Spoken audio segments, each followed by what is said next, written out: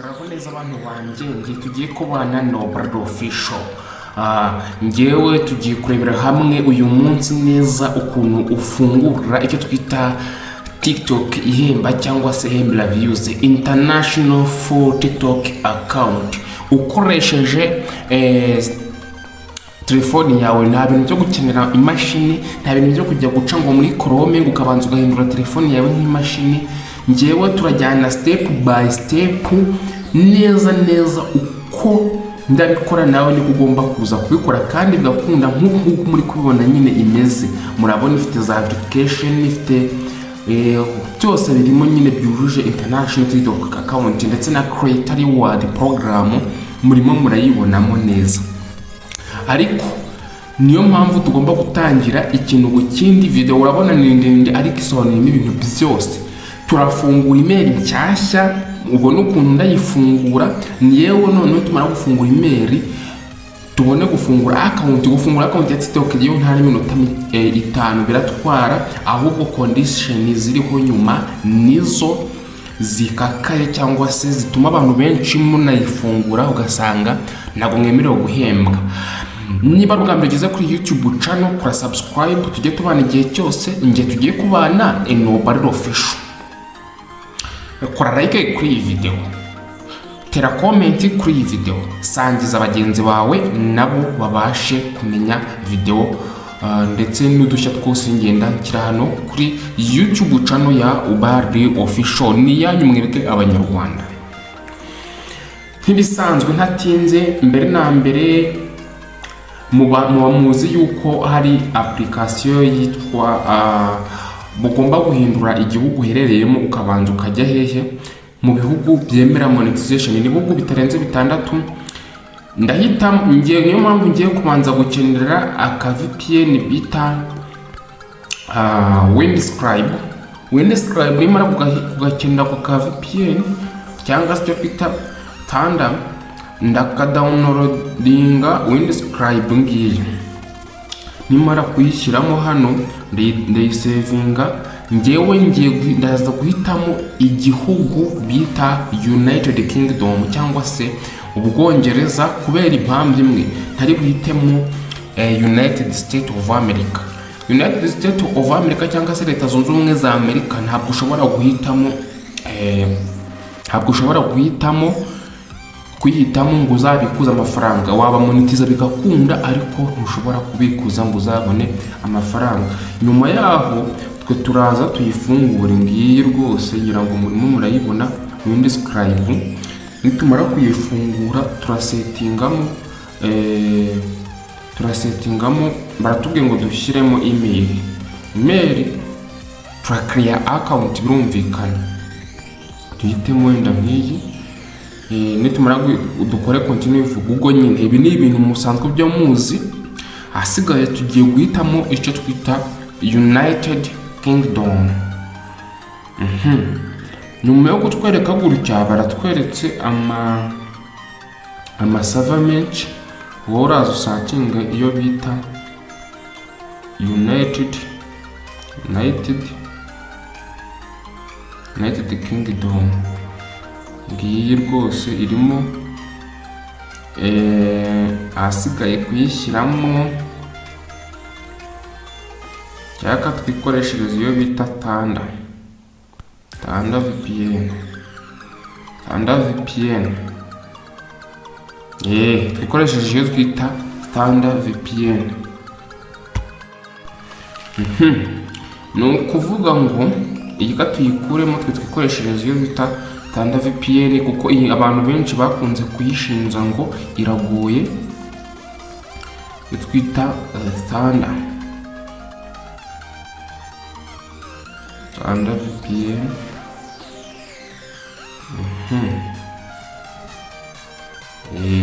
Kano gahita kabyoroshya cyane ko nta n'iminota mike gatwara, ntabwo kagoranye cyane. Niturarangiza turetamo icyo twita United Kingdom. Ibyo nababwira ngo muri Leta Zunze Ubumwe za Amerika kugira ngo uzabikuze bisaba kugaragaza ikintu kigaragaza ko uri umunyamerika. Ariko muri United Kingdom cyangwa se mu Bwongereza ni ikintu kigaragaza nta bindi bintu bagusaba, nyine ufatwa nk'umuntu w'umucuruzi nyine uri aho ngaho. Ariko igitangaje kuri TikTok ni uko TikTok ku Bashinwa nta monetization bemerewe. Abashinwa nta monetization bemerewe da, ariko kaduhindure icyo twita server. Uza hano ugihitiramo United Kingdom tayari, noneho ukaza ugakora alo, twebwe katuza turebe koko niba turi muri United Kingdom mbere yuko tugira ikindi kintu kiryo cyose dukora. Noneho urazamo hano muri Google search wandikamo ndo what my location now, uratubwiye ngo you are in Rwanda. Bivuze yuko itarahinduka, ntabwo iraba synchronized neza. Rwanda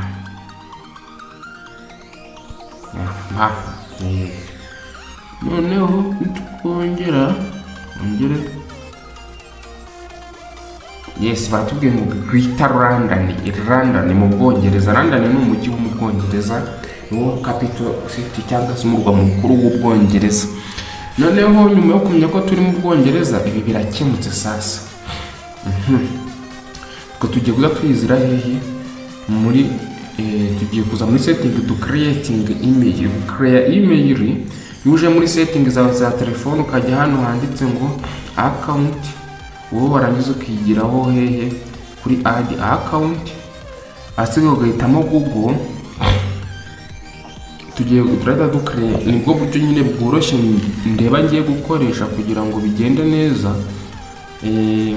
Kuko nanze kujya kuri guca muri Chrome, izi zose n'inzira mwagenda mumerana. Iyo email tugiye gucreate niradufasha kuza gufungura TikTok iri international, kuko nayo baza babona yuko twayifunguriye mu Bwongereza.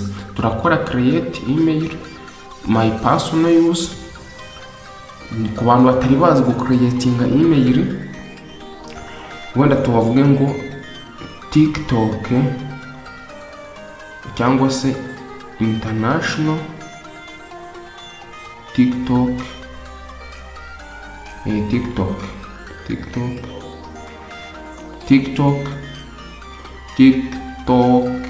account. Dukore next, batubaze itariki, kadushyiremo wenda ongere munsi dushyire wenda nka zingahe, wenda 9, dushyire wenda nka 2000.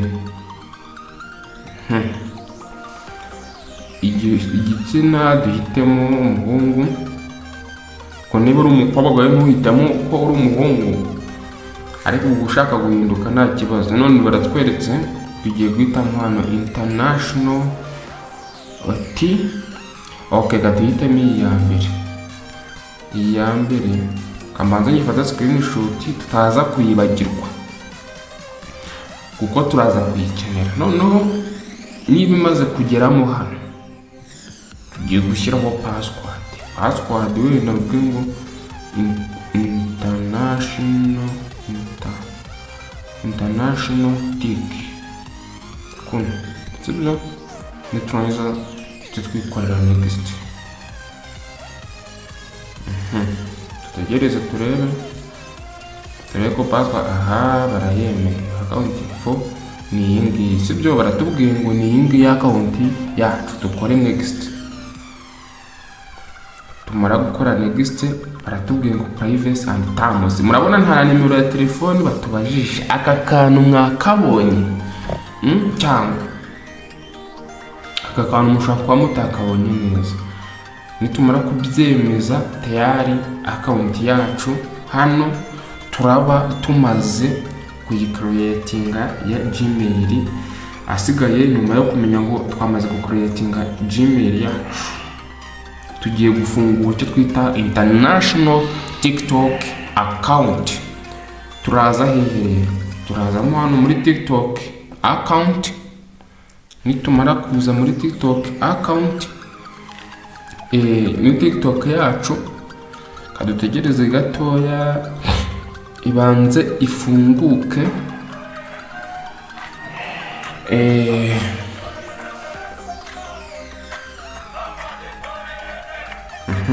Atujyana kuri profile.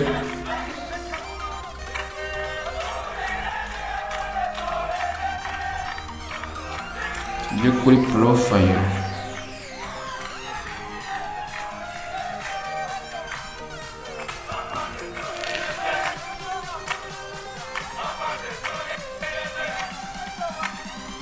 Nihangana VPN irashaka kugenda gakeya, ariko turabikora birakunda. Ndabona iyi TikTok yanjye yo isanzwe nta kibazo, ariko tugiye guhita dushyiraho iyacu yindi iri international, cyangwa se ari TikTok iri international. Uri kanongere nyifungu duhanditse ngo by continuing with any account located in Rwa. Rwa bivuze u Rwanda. You agree to terms of service. Nukomeza uherereye mu Rwanda uraba wemeje amategeko n'amabwiriza yacu nyine ya TikTok. Niyo mpamvu kano kantu kanditseho Rwanda ugakandaho, ugahitamo icyo twita United Kingdom. Noneho nyuma yo guhitamo United Kingdom, ubu tuvugana tuherereye muri United Kingdom. Noneho dukore continue with email, with Google, sorry, munyihanganire, with Google. Noneho nitumara gukora with Google duhitemo ya account yacu yingiyi. Tuyihitemo, nitumara kuyihitamo bahita batusaba nyine utuntu tugenda twuzuza twa tundi dusanzwe. Umurebe rwose ni ibintu biba bitagoye cyane abe na gato. Tariki gadushyiremo za zindi ziri kuri email twari twashyizeho zingahera 9/7/2022. Twikomereze. Noneho impamvu mbihuje ni ukugira ngo nyine amakuru yacu abe ari amwe asa. Njyewe nzanje gucimaka izina ni iringiri international TikTok account. Tayari international TikTok account ngiyi dore ngiyi hano. Muze hano tujye mu cyo bita studio, murebe ngibi ibintu byose. Dore icyo twita creator reward program monetization ngaha, icyo twita creator reward program. Ariko akantu mujya mukwibazaho kano creator reward program, kano kantu mujya mugatekerezaho kano nicyo twita creator reward program. Iyi ngiyi ni yayindi yakubwira ngo dore kugira ngo ube muri monetization birasaba ibiki katubirere. Gusa TikTok yo twayisoje, hari amawayiza ngiye kuguha ugomba kugenderaho, n'inama ndaguha ugomba kugenderaho mu gihe umaze gufungura account nk'iyi ngiyi ya TikTok cyangwa se iri international. Muri kubona bari kuvuga ngo aha notify when I'm eligible. Yes, dore ibintu bisaba kugira ngo ube monetization. Kuba uri munsi, uri hejuru y'imyaka 18, kuba waragize abafollow 10,000, ufite abafollow 10,000 kuzamura, kuba ufite at least no kuvuga ngo kuba utaciye munsi ya views 100,000 mu minsi 30 ishize, warangiza ukabyemeza. Ibi ngibi ni ibintu rwose bihita bikwereka yuko icyo twita TikTok international account twamaze kwikora. Creator reward program, kano kantu nujya muri account yawe ugasangamo, uze hano bigere muri comment nushaka ujye kundeka. Ntago bikunda kano kantu, ntago wakabonamo TikTok yawe ikiri hano mu Rwanda. dore noneho mbereke na ka kandi twita ngo ni verification, ka verification badge, hahandi ka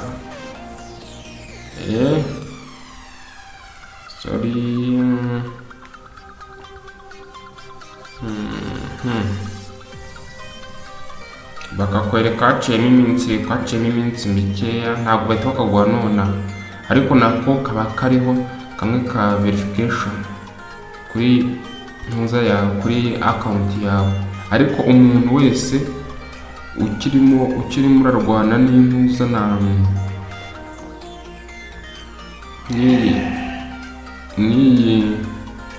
no kuba nta email afite, nako nta international TikTok account, ntabwo we ari mu murongo w'abantu ushaka kurya amafaranga ya TikTok. Sasa rero inama ya nyuma nakugira wowe umaze gukora iyi video cyangwa se turebanye, umaze kureba iyi video, fata umunsi umwe ujye ufungura VPN yawe ushyire mu Rwanda nako United Kingdom mu gihe ufunguye TikTok account yawe. Mara kubikora TikTok izajya igomba ibone kuri mu Bwongereza, nabura ku munsi umwe ujye ubikora. Niba iyi video igufashije, twabanaga Robert Official, tuzahurira muri video itaha nkwereka ku bijyanye na YouTube ndetse n'izindi tricks zose zo kurya amafaranga. Bye bye, Imana iguhe umugisha.